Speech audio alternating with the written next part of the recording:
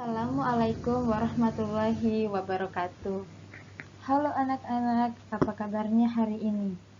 Ibu harap kalian masih tetap semangat ya. Walaupun kali ini kita belajar menggunakan metode daring. Hari ini kita akan belajar tentang pengertian dan tugas Khulafaur Rasyidin. Sebelum kita memulainya, Ibu harap kalian menyiapkan alat tulis untuk mencatat. Jika sudah selesai, maka marilah kita berdoa terlebih dahulu. Bismillahirrahmanirrahim. Rabbi zidni ilman warzuqni fahman. Amin. Setelah kepergian Rasulullah Shallallahu Alaihi Wasallam, kaum muslimin dipimpin oleh para khalifah pengganti beliau yang dikenal dengan sebutan Khulafaur Rasyidin. Ada yang tahu tidak siapa itu Khulafaur Rasyidin? Ya, betul. Dalam bahasa Arab, Khulafaur Rasyidin terdiri dari dua kata, yaitu khulafa dan rasyidin. Khulafa merupakan bentuk jamak dari kata khalifah yang berarti pengganti, sedangkan ar-rasyidin jamak dari kata ar-rasyid yang artinya orang yang mendapat petunjuk, atau rasyid yang artinya cerdas, bijaksana, dan mendapatkan petunjuk. Dengan demikian, Khulafaur Rasyidin berarti para pengganti Rasulullah Shallallahu Alaihi Wasallam sebagai pemimpin umat yang mengikuti petunjuk Allah dan Rasul-Nya. Khulafaur Rasyidin bukanlah pengganti Rasulullah Shallallahu Alaihi Wasallam sebagai nabi ataupun rasul, melainkan pengganti beliau sebagai pemimpin yang mengurus umat. Khulafaur Rasyidin terdiri 4 khalifah. Yang pertama Abu Bakar As-Siddiq, yang kedua Umar bin Khattab, yang ketiga Utsman bin Affan, dan yang keempat Ali bin Abi Thalib.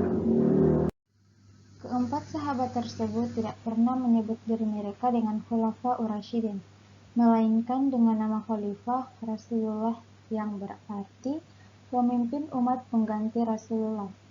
Namun orang-orang setelah mereka yang kemudian menyematkan sebutan Khulafaur Rasyidin kepada mereka berdasarkan sabda Rasulullah Shallallahu Alaihi Wasallam.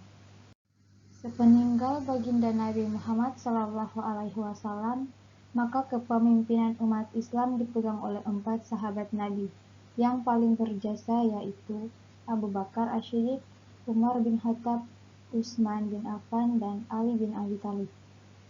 Hal ini bukan tanpa dasar karena mereka merupakan pribadi-pribadi terbaik hasil didikan Rasulullah Shallallahu Alaihi Wasallam secara langsung.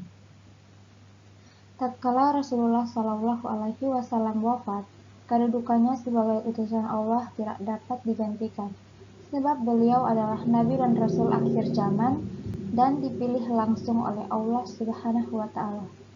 Sedangkan tugas beliau sebagai kepala negara haruslah ada yang menggantikannya, agar dapat terus membimbing umat manusia sesuai dengan ajaran agama Islam. Jabatan khalifah berbeda dengan raja ataupun sultan. Jabatan khalifah tidak dapat diwariskan kepada keturunannya, namun jabatan itu diberikan kepada seseorang yang telah ditunjuk dan dibuat oleh rakyat. Tugas pokok khalifah antara lain: yang pertama, membimbing umat agar menjalankan syariat Islam dengan benar. Yang kedua, memimpin negara berdasarkan Al-Quran dan Sunnah. Yang ketiga, melanjutkan dakwah dan perjuangan Rasulullah Shallallahu Alaihi Wasallam. Yang keempat, mengatur kehidupan umat serta melindungi hak setiap warganya. Dan yang kelima, memutuskan perkara yang terjadi di tengah masyarakat. Nah, sekarang kalian sudah tahu kan siapa itu Khulafaur Rasyidin dan apa saja tugasnya. Ibu harap materi kali ini bisa dipahami dan dimengerti ya. Baiklah, sebelum kita menutup pembelajaran hari ini, maka marilah kita membereskan atas meja kita terlebih dahulu. Dan jika sudah selesai, maka duduk dengan tenang. Maka dari itu, marilah kita menutup pembelajaran hari ini dengan mengucapkan hamdalah. Alhamdulillahirabbil alamin. Terima kasih sudah mendengarkan dan sampai jumpa lagi.